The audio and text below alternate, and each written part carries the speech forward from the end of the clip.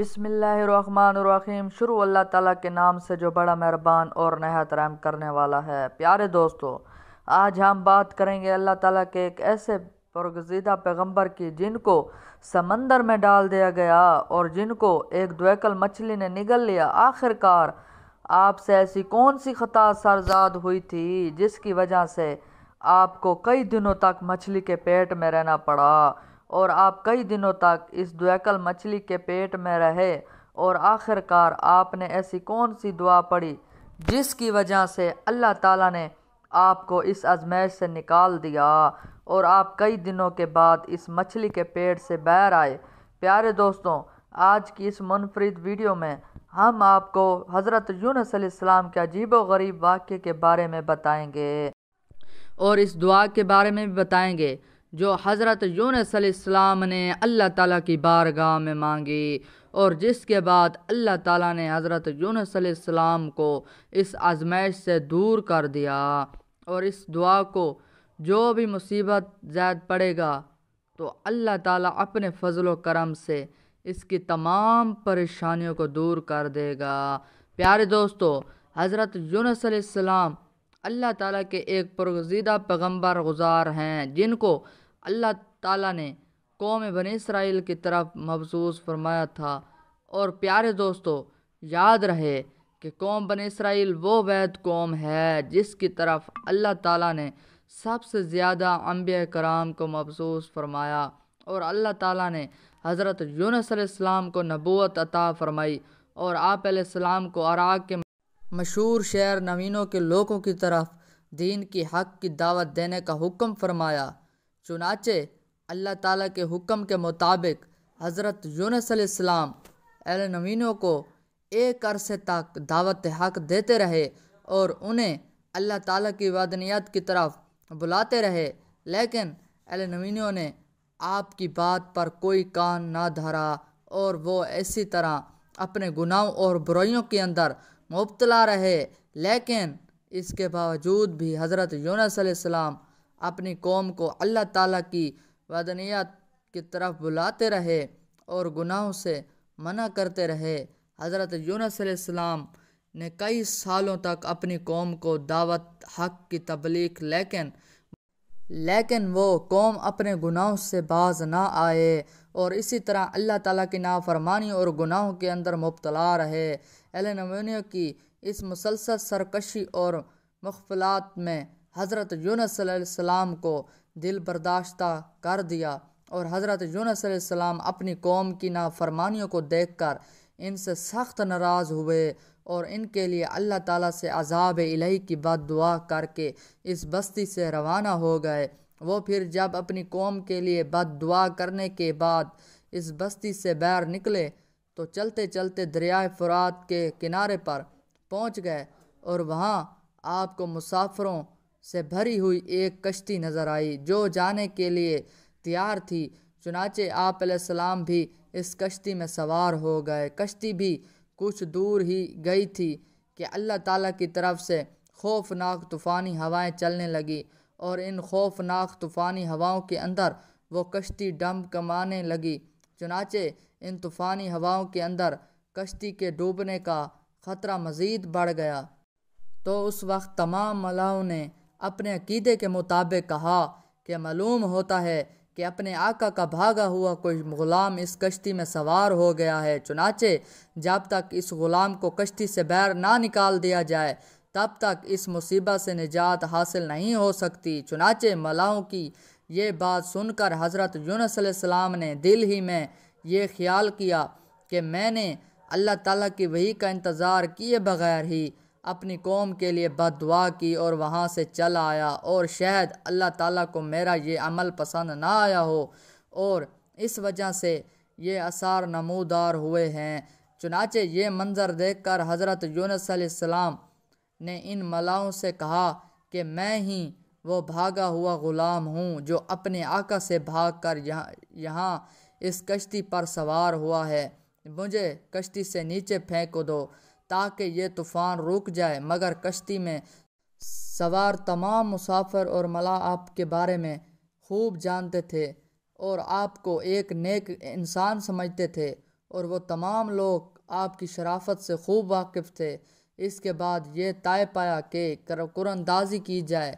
جس کا نام قراندازی میں نکلے گا اس کو کشتی سے باہر پھینک دیا جائے گا۔ چنانچہ سب کی رائے کے مطابق قراندازی کی گئی اور پہلی ہی دفعہ میں حضرت یونس علیہ السلام کا نام نکل آیا، لیکن اس کے باوجود بھی تمام ملاحوں اور مسافروں کو یقین نہ آیا، اور پھر اس کے بعد دوسری اور تیسری بار بھی قراندازی کی گئی، مگر ہر بار حضرت یونس علیہ السلام کا نام ہی نکلتا۔ چنانچہ اس کی طرح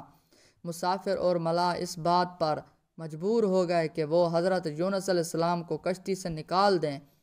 ابھی وہ یہ سب سوچ رہے تھے کہ حضرت یونس علیہ السلام نے خود ہی کشتی سے چھلانگ لگا دی، تو اس وقت اللہ تعالیٰ نے ایک بہت بڑی مچھلی کو حکم دیا، تو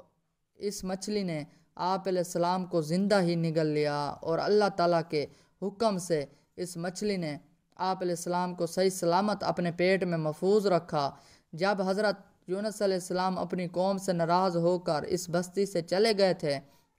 تو آپ علیہ السلام نے ان لوگوں کو عذاب الہی کی پیش گوئی بھی کی تھی، لیکن ان لوگوں کو حضرت یونس علیہ السلام کی کسی بات پر یقین نہ آیا، اور وہ لوگ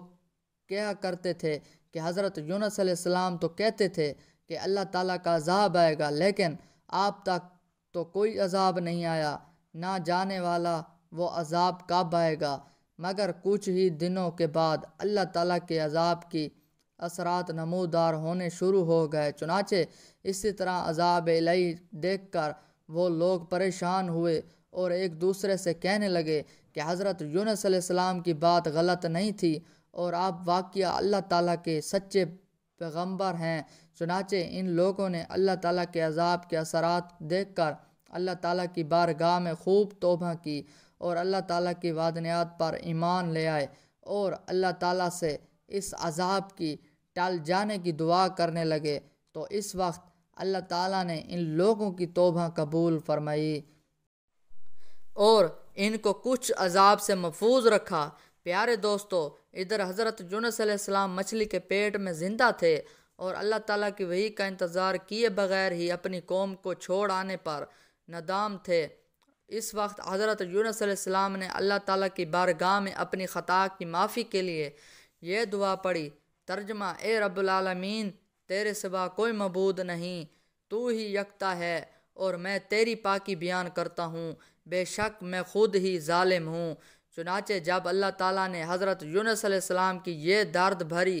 دعا سنی تو اس دعا کو اپنی بارگاہ میں قبول فرمایا، اور حضرت یونس علیہ السلام کو اس آزمائش سے نجات دی۔ اس وقت اللہ تعالیٰ نے مچھلی کو حکم دیا کہ وہ حضرت یونس علیہ السلام کو صحیح سلامت دریا کے کنارے پر ڈال دے۔ تو اس وقت اس مچھلی نے اللہ تعالیٰ کے حکم کی تعمیل کرتے ہوئے حضرت یونس علیہ السلام کو ساحل کے کنارے پر ڈال دیا، اور اس طرح حضرت یونس علیہ السلام 40 دن تک مچھلی کے پیٹ میں رہے، اور 40 دن کے بعد اللہ تعالیٰ نے آپ کی یہ دعا قبول فرمائی اور اس آزمائش سے آپ کو نجات بخشی۔ جب آپ مچھلی کے پیٹ سے باہر آئے تو آپ کی حالت بہت کمزور تھی اور آپ زمین پر گر گئے، تو اس وقت اللہ تعالیٰ نے آپ کے قریب ہی ایک بیل لگائی اور آپ کی سائے میں آرام کرنے لگے، جس سے آپ کی طبیعت کچھ بہتر ہوئی۔ آپ علیہ السلام نے اس درخت کے سائے میں ایک جھونپڑی بنائی اور اس جھونپڑی میں رہنے لگے۔ چنانچہ کچھ عرصے کے بعد وہ بیل سوکھنے لگی۔ یہ ماجرا دیکھ کر حضرت یونس علیہ السلام بہت پریشان ہوئے اور دکھی ہوئے، کیونکہ حضرت یونس علیہ السلام اس بیل سے بہت محبت کرنے لگے تھے۔ تو اس وقت اللہ تعالیٰ نے حضرت یونس علیہ السلام کی طرف ایک وحی بھیجی کہ اے یونس، تمہیں اس بیل کے سوکھنے کا بہت افسوس ہوا، جو کہ ایک ملومی اور قہری چیز ہے، لیکن اپنی قوم کو چھوڑتے ہوئے یہ نہ سوچا کہ نیوو میں بسنے والے 1,00,000 انسانوں اور اس کے علاوہ لاتعداد حیوانوں اور جانوروں کو ہلاک کرنے میں ہمیں ناگواری نہ ہوتی، کیا ہم ان کے لیے اس سے بھی زیادہ مہربان نہ ہوتے جتنا تم اس بیل کے لیے ہوئے ہو، اور آپ وحی کا انتظار کیے بغیر ہی اپنی قوم کو چھوڑ کر چلے آئے۔ ایک نبی کی یہ شان نہیں کہ وہ اپنی قوم کو بد دعا کر کے نفرت کی وجہ سے ان سے جدا ہونے میں جلدی کرے اور وحی کا انتظار بھی نہ کرے۔ پھر اللہ تعالیٰ نے حضرت یونس علیہ السلام کو یہ حکم دیا کہ وہ دوبارہ نینوے جائے اور وہاں پر رہ کر نینوے کے لوگوں کو دین حق پہنچائیں۔ چنانچہ اس وقت حضرت یونس علیہ السلام اللہ تعالیٰ کے حکم کے مطابق نینوے کی طرف دوبارہ تشریف لے گئے، اور انہوں نے حضرت یونس علیہ السلام کی آمد پر بہت خوشی کا اظہار کیا، اور پھر حضرت یونس علیہ السلام سے دین کی تبلیغ حاصل کرنے لگے۔ اللہ تعالیٰ سے دعا ہے کہ اللہ تعالیٰ ہمیں بھی نیک اعمال کرنے کی توفیق عطا فرمائے اور برے اعمال سے محفوظ فرمائے۔ اسی طرح کی معلوماتی ویڈیوز دیکھنے کے لیے ہمارے چینل کو سبسکرائب کریں، ضرور کریں۔ جزاک اللہ۔